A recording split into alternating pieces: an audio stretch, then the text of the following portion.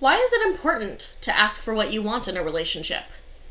Hi, I'm Dr. Liz from Sex-Positive Psych, and today I'm diving deeper into the first of the 3 most common problems in non-monogamy, and that problem is not asking for what you want.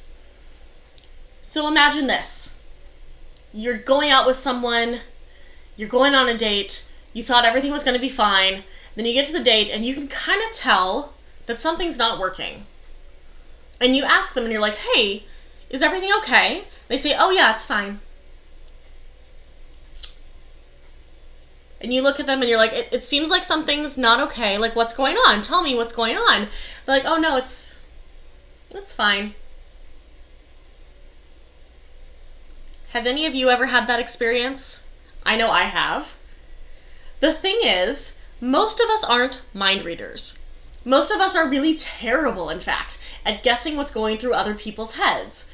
Because at best, we make our guesses based on what we know of that person and how our brains operate. And just because your brain operates that way doesn't mean that theirs does too. When we're in a relationship and we don't ask for what we want, it is almost impossible to guarantee we're going to get it. Here's the thing. I see a lot of folks, especially people who are new to non-monogamy, who are really worried about being so brash as to ask for what they want. They're worried about, what if this person says no? And I think they're worried also about, what if this person says yes? What if I could actually get all of the things that I want, all those things that would make my biggest dreams come true? When we don't ask for what we want, we make sure that we don't get it. I have seen so many times people rejecting themselves for someone else. They don't ask that person on a date. They don't ask the person to go down on them. They don't ask the person to use their vibrator with them because they're so certain that the person would say no. And yet, at least half of the time, if they finally do ask that person, the person says yes. Almost all of us want nothing more in the world than to make our partners happy. We want to take care of ourselves. We want to take care of our partners. And the thing is, you can't do that very well if you don't know what your partner needs. So number 1 mistake in non-monogamy that I see is people not asking for what they want. This will build resentment. If you're not asking for what you want, you're going to keep wanting it and hoping they'll notice, and why haven't they noticed? And why can't they just tell that this is what I need? So just ask. I know it's hard. I know it's challenging to ask for what you want, but you can totally do it. If you're worried about how to ask for what you want, on my website, I'll put a link down in the comments, there's a great conversation formula for when you're having a difficult conversation. Reid Mihalko also has a great difficult conversation formula. The thing is, if you want to get it, you have to ask for it. So number 1, common most problem in non-monogamy, not asking for what you want. How do you solve it? Take a chance. Someone can't say yes to you until you ask. If you ask, there's at least a chance that they can say yes. And if they say no, then at least you have the information you need to make a good decision. For instance, I'm solo poly.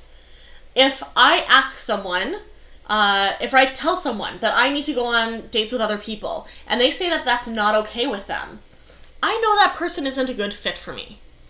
If I'm noticing that the way someone is playing with my genitals isn't actually working very well for me, and I give them that feedback and they won't change or respond, that's not someone who's going to be a good sexual match for me. If you ask for what's important to you, for what you need, and that person can't give it to you, that's okay. Now you can make new choices about your relationship. Maybe the style of relationship changes, maybe there's new things you have to negotiate, maybe this is a time for your relationship to transition. But regardless, you aren't going to get what you want until you ask. So just do it. Open your mouth, use your words, and ask for it. The final resource I'll offer you on this, if you really want to dive deep into how to use your words to get what you want, I've got 2 online courses available. The first one, Nasty Naughty Negotiation, is like if you took a dirty talk class and put some communication skills in with it. It's a great way to get what you want in a way that is fun and sexy. If you want to dive even deeper, my 6-week webinar course, Your Erotic Voice, is a great way for you to explore who it is that you are and how you can get what you want in the bedroom and beyond. I'll put links to those down here in the comments as well. So again, number one problem in non-monogamy, not asking for what you want. How do you solve it? Take a chance. Give it a shot. The worst the person can do is say no. And since you're already in a realm where they are by default saying no, you've got nothing to lose. I'm Dr. Liz from Sex-Positive Psych. Leave any comments or questions down below. Can't wait to hear from you.